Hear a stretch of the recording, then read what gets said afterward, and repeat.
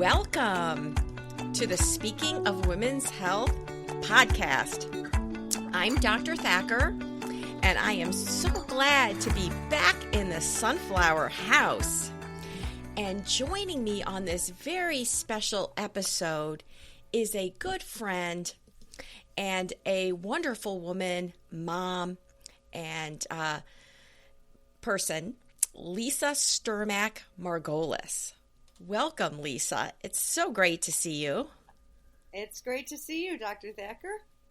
So let me tell you a little bit about Lisa Strmac Margolis and why we have her on this show, because here we are in the midst of the holiday season, and I know it can be so overwhelming to so many people, and really the meaning of the season is love and gratitude and kind of giving back and thinking outside yourself.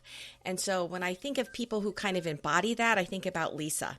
She grew up in Wickliffe, Ohio, right here in Northeast Ohio, where our Sunflower House is located, with her parents and 3 siblings.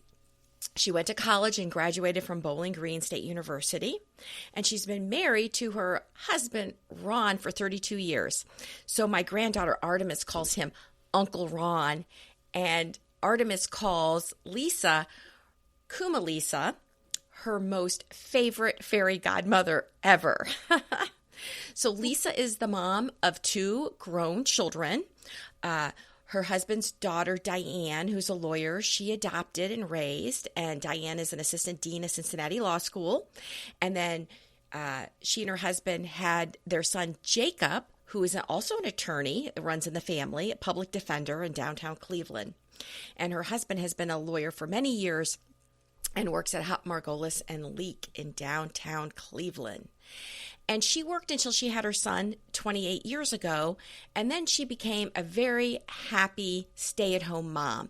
And I know we have a lot of stay-at-home moms in our audience, many of our Speaking of Women's Health people. And I think that stay-at-home moms are so important for the family and the community. And she's done so much in the realm of giving back to the community. And that's really what this focus is in this holiday season in terms of giving back. So tell us, Kumalisa, how did you become involved as a fundraiser? I really was more roped in than became involved. My with the nice rope. My best friend from when we were 4 years old, Christy Serino LaPaglia, is a teacher and now a principal of a school, one of a kind, school for strictly children with autism. And 18 years ago, when she was a teacher, she called me and said, I have good news and bad news. And I said, great, what's the good news? She said, the good news is I want to take my students to Disney World. And back then, you really didn't even take your children that had autism to a restaurant because they were stared at, and I hate the word judged, but they were stared at, they were judged, they were told to leave. And so she wanted to have them be productive and meaningful people in society. And I said, well, that's great. And I'm thinking to myself, how the heck is she going to do that?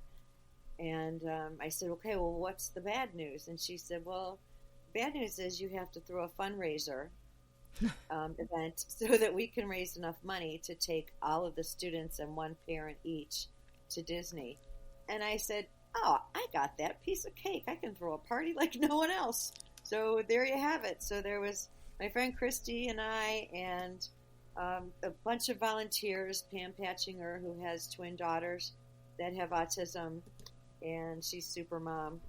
And just a whole bunch of us got together, and so Share a Vision was the name of the 501c3, and it was a success. We made enough money with their gala to send the kids to Disney with their parents, and they've been going ever since. They swim with the dolphins, they go to Disney.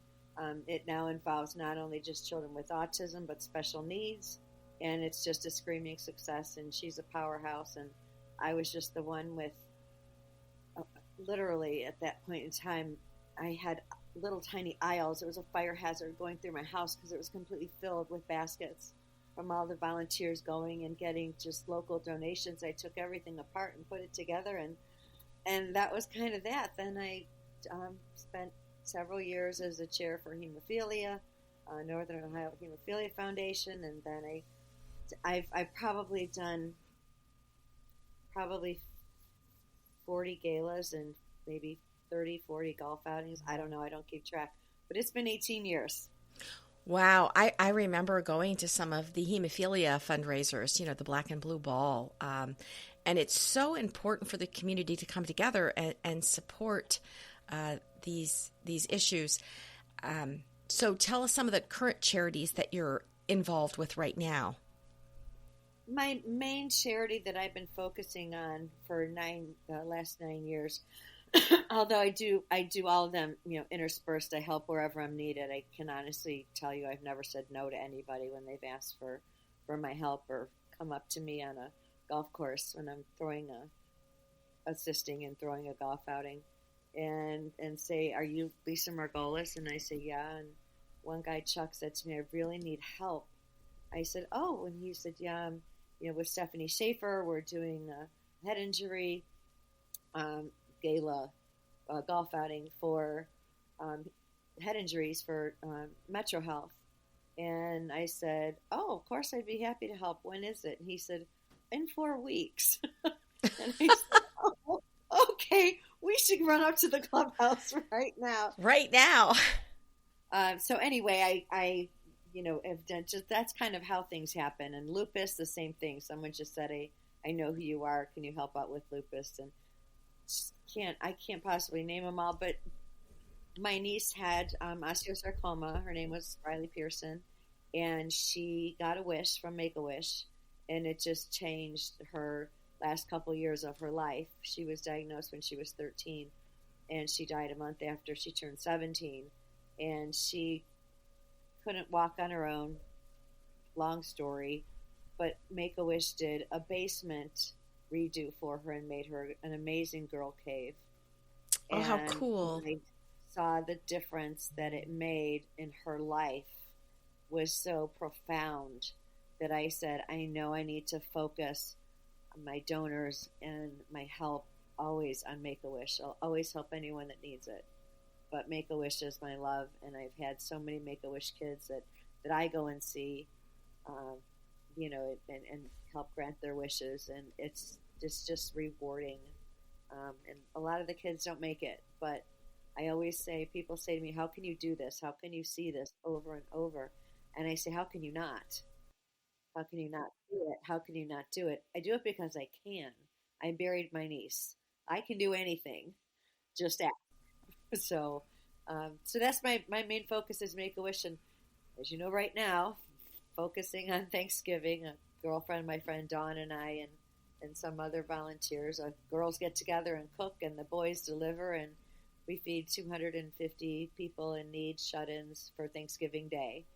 So that's been making me lose sleep over the last week, but we've been doing that for 9 years, and we just love it. That is no one is turned down. Policemen, dispatchers, if you're stuck in your house, you get food. And it's all homemade. Every stitch of it, even the cranberry sauce. That is great. That's right. We are taping this. You are listening to the Speaking of Women's Health podcast, and I am your host, Dr. Holly Thacker, the Executive Director of Speaking of Women's Health. And we are speaking with an incredible fairy godmother to so many people, children with cancer, people in the community wanting to raise money for their important events and nonprofit, and that's Lisa Strmac Margolis. And she's the mom of 2 adult children, and we're taping this right around Thanksgiving, and she's getting together over 250 meals to feed people. In fact, one of my donors to Speaking of Women's Health is very involved with the food bank, and I hope to have her on the show because at this time in the holidays, it's really important to not just focus on yourself or the material aspects of life and to really think about giving back. So I know that you have a life motto, Lisa, and what would you share that motto is? We'll be back after a quick break. Hey, quick question for you. Are you someone who wants to be fit, healthy, and happy? And what if I told you could get your dream body by simply just listening to a podcast? I'm Josh. And I'm KG, and we're the hosts of the Fit, Healthy, and Happy podcast. Listen, we get it. Fitness isn't easy. Carbs, no carbs. Just stop, okay? It doesn't have to be that complicated. And that's why we made this podcast. We get straight to the facts so you can become your best you. So the way to check us out is click the link in the show notes or search Fit, Healthy, and Happy podcast on any of the major podcast platforms. We'll see you soon. You know, when I very first started doing this with Christy, somebody said to me, you should get business cards, because I was talking to so many different people. And after I saw how this fundraiser went off and how these kids were just berserk excited to go to Disney, and the thought of them never having had a teacher like my friend Christy that would have the thought to do this, I thought, why don't we just try and uplift everyone we can? And my mother always says to me, Lisa, you can't save the world. And I say, I know, but I can try.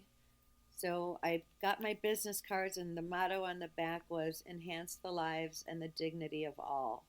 And I truly mean all. I only have so many hours in the day, but I mean what I say, because I can honestly tell you I've never turned anyone down when they've asked for my help for a charity. It's just, I don't have it in me to say no. I'm blessed to not have to have a full-time job. But my sister Lynn always says to me, you're the busiest person I know without a paycheck. That's true. I have a job. I just don't have a place where they keep my paycheck, which is fine. My husband works and he supports me 10,000%.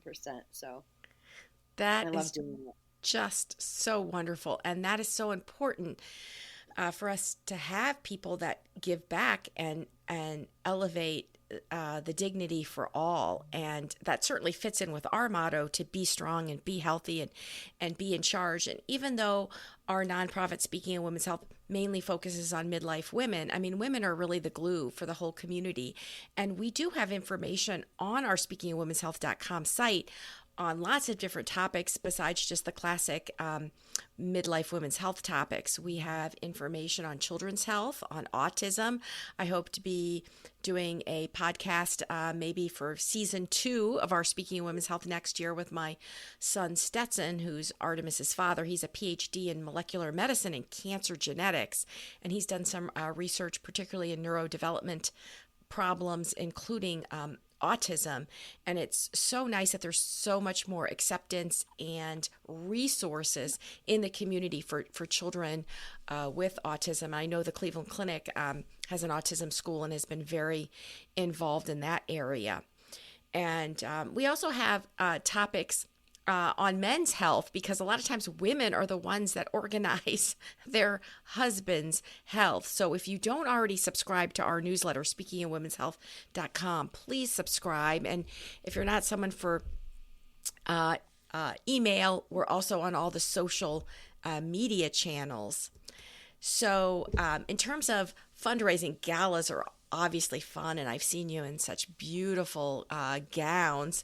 And of course, you know, and my audience knows how much I love golf. So any golf outing charities you're having, please let me and my husband know, because Be careful, Dr. Thacker. I will sign you up. Yes, you will. And you know, I of course was friends with you when you were going through all the ups and the downs, and supporting Riley and your sister. And I know Riley wrote a book, didn't she, to help children who were undergoing chemotherapy? Yes, and actually she was 13 when she wrote it, and it's called Home Sweet Hospital. Riley had 52 weeks of inpatient chemo, so we would have to take her in on Monday morning, and she'd be there until Friday for 52 weeks. So wow. it was something. God bless the nurses is all I have to say, and her doctors and everybody. God knows they tried. It just wasn't meant to be for her to get better and to stay alive. But with her book, she's impacted so many people. Home Sweet Hospital starts off with her saying, if you've never prayed before, it's okay to start now. and she gives the whole cancer treatment and the chemo and shaving her own head and all of that, at 13. And she goes through the book. It's a very tiny book, and it's just meant to help other kids that are at this inpatient state, but it's ended up helping so many adult women that there have been adult women that she would talk to on the phone about losing their hair. And I mean, if you're our age and we lose our hair, that's one thing. When you're 13 and you lose your hair, that's another. It's one of the reasons I have this crazy long hair is because teenage girls with alopecia don't want short hair wigs. They need a permanent fix, so I grow it to 18 inches and cut it off and grow it and cut it off. People say, why do you cut that beautiful hair? I donate the hair because it's beautiful. So it's a different way to look at the same question.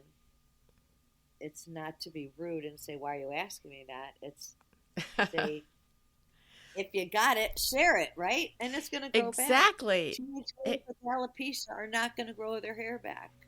So yeah, hair is so important to women. In fact, I think our most listened to podcast is the one I did on hair thinning. And I remember seeing you after one time when you had your hair cut short, which I thought was cute. I think all different hairstyles on women are fun. And I was just so impressed. One, that you could grow that much hair. I never have been able to grow hair long. And that two, most importantly, that you actually were thinking outside yourself and donating, because obviously real hair wigs are just so much more comfortable for women. And the thing is, people can't, you can't have bleached hair. So a lot of people want to donate their hair, but they've been in chlorine, in pools, or they've put, highlights in their hair, and then you can't tie it. So mine's just brown. It's brown, and that's all. But they can turn it into any color for the wigs. So, see, I get off track. I'm sorry. No, that's fine. I mean, hair is so interesting. Last year when I was getting Artemis's Halloween costume for Elsa, the frozen princess, I said, oh, we need to get this little hair piece. And she just loves it, and she just wears it. And so even from a very, very young age, I mean, that is just an integral part of a lot of people's personalities. And of course, she loves the whole princess thing. And you came up with that idea of us going to the princess brunch. And I'll have to post a picture of us on our social media, on Facebook, when you and I have our queen crowns on and we're with Artemis. Because one of my friends that actually covers, I asked her about, the hair and the covering and whatever, and she said, women lose their hair. It's so traumatic because from a very young age, women associate long and beautiful hair, whatever style it is, as your beauty. Mm-hmm. And she said, so anyway, covering, we keep our hair very clean. It's not getting all of the, She said, and the other thing is, it's letting your husband or your immediate family see that type of beauty. So hair is extremely, in my opinion, extremely important in many, many cultures, and obviously, hidden, revered, whatever word you want to pick, in others. So, yeah, I think you're absolutely right as usual. So, are there, in the show notes, we'll include the title of Riley's book. And are there any other social media if somebody wants to contact you to help fund Make-A-Wish or get involved or volunteer or figure out how they can give back to their community? How can someone reach you? Well, they can reach me at Lisa Strmac. It's Lisa Strmac, STRMAC, and that's on Facebook. They can send me a message. They can reach Make-A-Wish for anything through me on social media as well. oki.wish.org is our local Make-A-Wish. And if you have an interest in supporting children with autism and special needs, you can either contact me, again, Lisa Strmac, through Facebook, or shareavision.org is the name of Christy Serino LaPaglia's and friends. Obviously, don't mean to leave everyone out, but I can't name the whole board. ShareAvision.org. And ShareAvision has a fabulous gala. If anybody's interested in donating or coming every year, its themes are the 20s. This coming year in March is a 70s theme, and it's a ton of fun. And they have the most original prizes, and they just do it right every year. So if you're into a gala in March, we have ShareAvision. In April, we have Make-A-Wish, and then in May is Believe in Dreams, which supports children from needy homes and the like, mostly surrounding areas of Cleveland, and that's Believe in Dreams. So I'll have lots of galas for anyone who wants to come in the spring. Well, that is great. Well, we'll get some of that information up on our show notes. I know the spring is a particularly busy time for you. And so how does being involved in philanthropic efforts make you feel for someone who maybe hasn't even thought about doing that? What has been like the benefits for you personally? The benefit for me personally is seeing the kids. I would have had 10 kids if I could. I was a nanny when I was growing up, and I had 6-week-old twins, a 4-year-old and a 5-year-old when I was 15 years old. So everything is about the children, and everybody can pick their own charity, and a lot of people have dogs or animals or this or that. Mine is just kids. It makes me feel grateful to my husband that I can do this. It makes me feel, and I hate the word, makes me feel blessed, but blessed and lucky and grateful and everything else that I have the capacity to do it, because I'm not, I always say my cold, dead black heart, but part of that getting that attitude on is, what allows you to be able to see different types of children, and the struggles that their parents go through are unbelievable. And it makes me feel, honestly, like I need to be able to do more. I need more time, because I can do more. Well, that is so wonderful and so important. And I really do think that gratitude, thinking outside yourself and giving back actually improves mental health. And we certainly do have a crisis of mental health problems in America, which is blessed with so much abundance on so many levels. And we do have a prior podcast on gratitude where we talk about some of the research and some of the effects on how it actually truly does make people feel better about themselves. So with you being so busy giving so much to the community, do you have any time for any other hobbies or anything else? What do you like to do for fun? I love to cook. I cook. Your husband makes fun of me. I'm friends with Dr. Thacker's husband, and sometimes we have lunch, and I say, okay, I have to leave, and Tom announces to the entire restaurant that Lisa has to go to the grocery store and make whatever her husband wants for dinner. I love cooking. It's absolutely my passion inside the home, and of course, taking care of an elderly Great Dane is always a challenge. And you're also a canner, aren't you? I mean, that's kind of almost a lost art, isn't it? Yeah, well, it's not lost on me. All 4 of my grandparents came over from Croatia, and my baba always canned, and I can pickles and peppers and garlic peppers and hot peppers and beets, and anything that doesn't walk out of my house will likely end up in a jar. So yeah, I love canning and keeping the old traditions alive. I do a lot of Croatian cooking, a lot of stuffed peppers and stuffed cabbage, and risotto, which my sister makes the dressing for, which I can't tell you about because you would fire me as a patient. But let's just say it's very tasty, but not very healthy. Well, that sounds yummy. Well, you'll have to maybe contribute a recipe or two to our Speaking of Women's Health. We do have recipes on Speaking of Women's Health, or even just, tips about canning. So we really just appreciate this so much. Thank you, Lisa Strmac Margolis, for joining us in the Sunflower House and joining us on this episode of Speaking of Women's Health podcast. And thanks to all of our listeners. Thanks for joining us. And if you enjoyed this episode and you want to help support the podcast, share it with others. Donate to our nonprofit on speakingofwomenshealth.com or leave us a 5-star rating to review. And if you don't listen to us on Rumble, you can actually see the people that I'm interviewing on Rumble under Speaking of Women's Health.